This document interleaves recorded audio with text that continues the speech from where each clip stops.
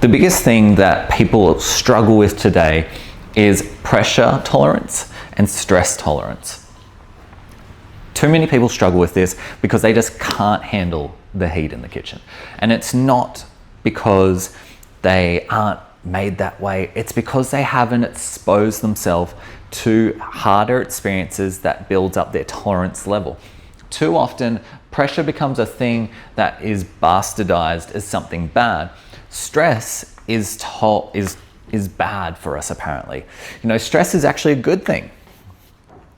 It exposes us to our red lines, our limits, and it allows us to give ourselves a metered guideline of where we are. Very much like a temperature gauge, we can understand what different stress levels we have before we lose our mind, before we get angry, get agitated, get overwhelmed, whatever it may be. And the biggest thing with this is so many people today are so fragile. And, it's just because they're not exposed to more. They're not putting themselves in challenging situations. They don't have the roadmap. They don't have the information, the tools that they need to really excel and thrive and manage stress as it comes. Too often, there's a few pillars that are out of whack. They got bad sleep, their health's not in check, they're not financially okay, their mindset's not even there. Like there's just it's just all just negative, not even positive, just rubbish. And they have no faith in anything. These are really important because you need enough sleep so your body actually looks after itself. It has a very much like a computer that's cooling down the modem. It has time to cool down, to process all the information that it has taken in one day, which is quite a lot when you think we've got all these visual things, we've got all these auditorial things, we have these intensities in some conversations, we have the pressure coming onto us. So we have to, decompress, and sleep allows our brain to process that. Health, if we're not looking after our health, then we're going to have issues with inflammation. We're going to have injuries that may pop up. We're going to not have a great cognition processor. Our brain isn't going to work as optimal as we need, and it becomes a real big issue. Then you've also got things like movement. If you're not mobile, you're not stretching, there is a compounding effect of not looking after your health, and we're all really aware of it.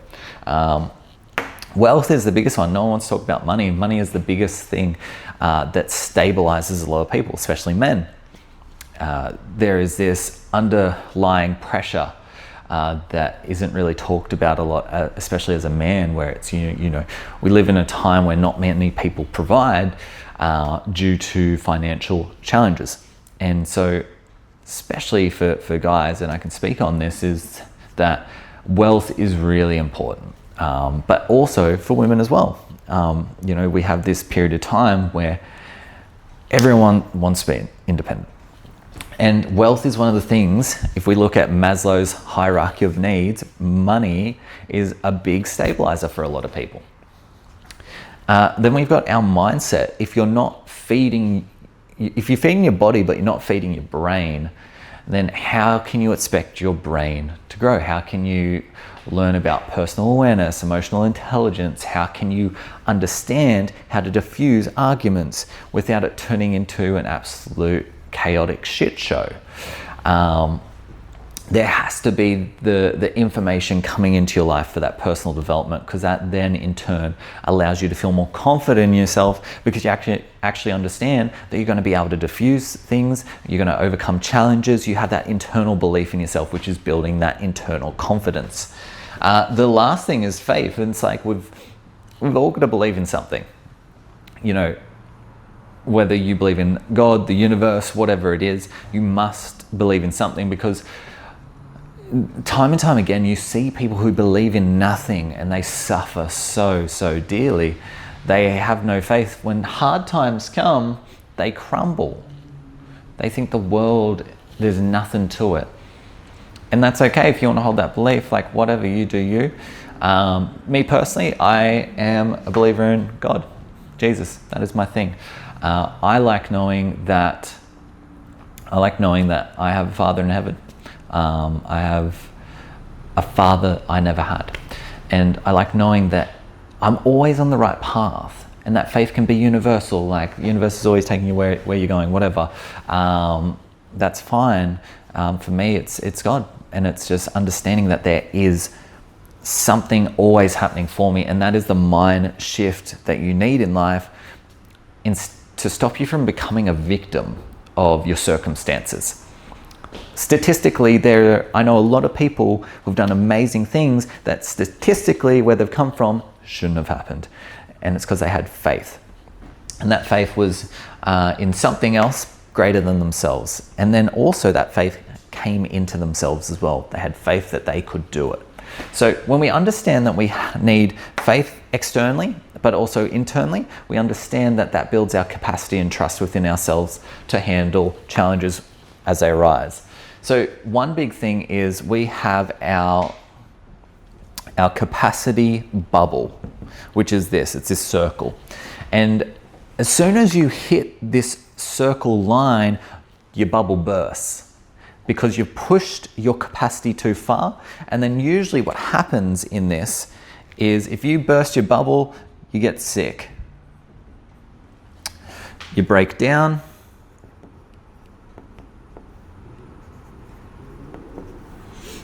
You lose yourself.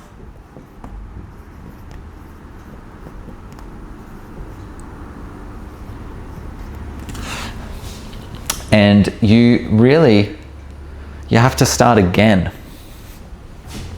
Because if you burst your bubble, every time that you burst your bubble, you push yourself a little bit too hard. You start again, but there's a twist. If you push it too hard, the bubble gets smaller. If you hit it just right and you burst the bubble with progressively overloading it, slowly but surely, which I'll explain in a second. So, you expose yourself to a challenge or a stressor, you experience it, you calibrate, which is managing it in that moment, and then you stabilize it. You're able to now manage that pressure point that challenged you and exposed you to something really hard at the start, but you're able to stabilize it. That could look like your sleep. You're improving your sleep slowly over time. You're exposing yourself to more sleep. You're experiencing it. You're calibrating. You're stabilizing. It could look like a health as an example. Health could essentially be you're training in the gym. You've exposed yourself to more weight. You're experiencing the heavier load. You're calibrating the ability to manage that again and again and again. It takes a few sessions. And then you stabilize that amount of weight. Then you now have reached a new level of pressure or stress on the body that you can hold, which means you've gone from level 1 to level 2. The same goes for mindset. The amount of information is like, personal awareness, I'll put a PA, personal awareness. And then level 2 might be emotional intelligence, EQ. The next one might be understanding more. I don't know, whatever it is. There's so many different levels that we open each time. Then if we go into our wealth, maybe you can only earn a certain amount of money. So you've earned $50,000 a year for the last 5 years. You've never pushed yourself past that point or earned more because you've never allowed yourself to either learn something new to grow and improve or increase the amount of workload that you do in a smart way, or sometimes you've got to work hard sometimes, but you've challenged yourself in some way to make more money, earn more money. So because you haven't done that, you haven't been rewarded with something more. So because you haven't pushed for something more, you haven't been given an invitation to receive something more. A great example is, let's just say you work Monday to Friday, you don't work weekends. Okay, well, you get the same amount every week for a year. Let's just say that you put in one day to start on the weekend, on a Saturday, and then you've increased your income by an extra let's say $10,000, whatever it is, could be probably more. But you've now increased your capacity to hold more pressure because you've exposed yourself to something new, you're experiencing something more, and you're calibrating at a higher level, and now you're stabilizing it because you trust yourself enough to hold that. We won't worry about that. And your stress tolerance has gone from a level 1 to holding more stress at a level 2. And as you increase your exposure and experiences and you calibrate and you stabilize, you get to level 3, and on and on and on. And that is the biggest thing. And then the last thing is really faith. It's like faith in yourself, as an example, would be experiencing something hard, sickness, a breakdown, you lose yourself, you have multiple things happen in your life, and your faith is restricted to, say, a smaller bubble. But say you're challenged. You're getting challenged. And as you're getting challenged, you're slowly increasing that bubble. You're experiencing discomfort instead of just comfort.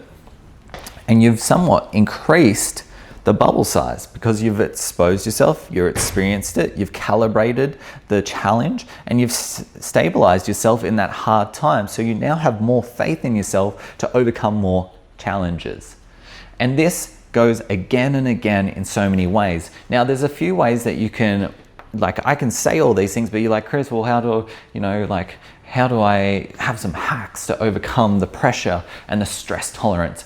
Well, the pressure really is start to learn how to breathe, learn how to regulate your nervous system, for one. That is the biggest thing ever. If you learn how to regulate your nervous system, you're going to regulate your breathing, then you're going to reduce the amount of cortisol that you're probably pumping through your body when you're at high alert. You're going to be able to regulate yourself from your survival state into your rest and digest state. You're going to have a better homeostasis state.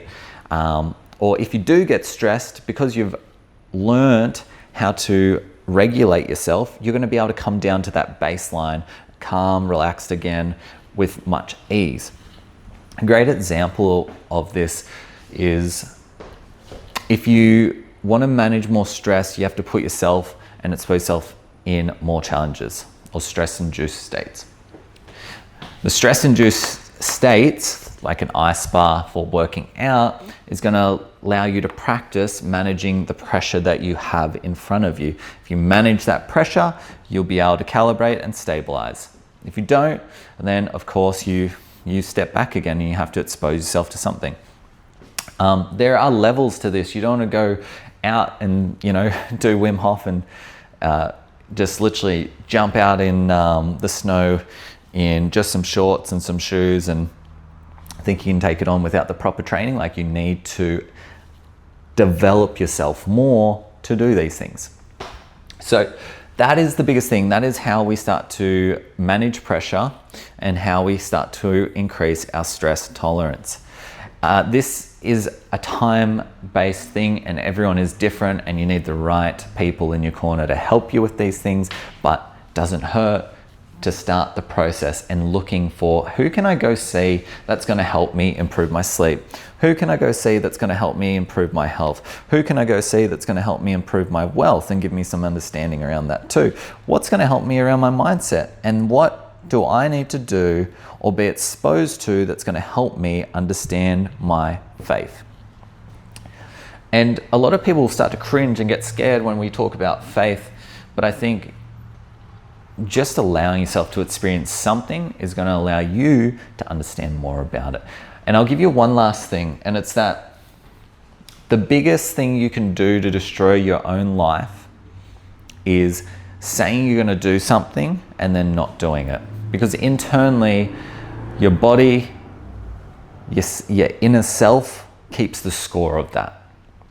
So if you say you're going to go for a walk, go for a walk. If you don't go for a walk, I can guarantee you'll start to break that trust that you have with yourself.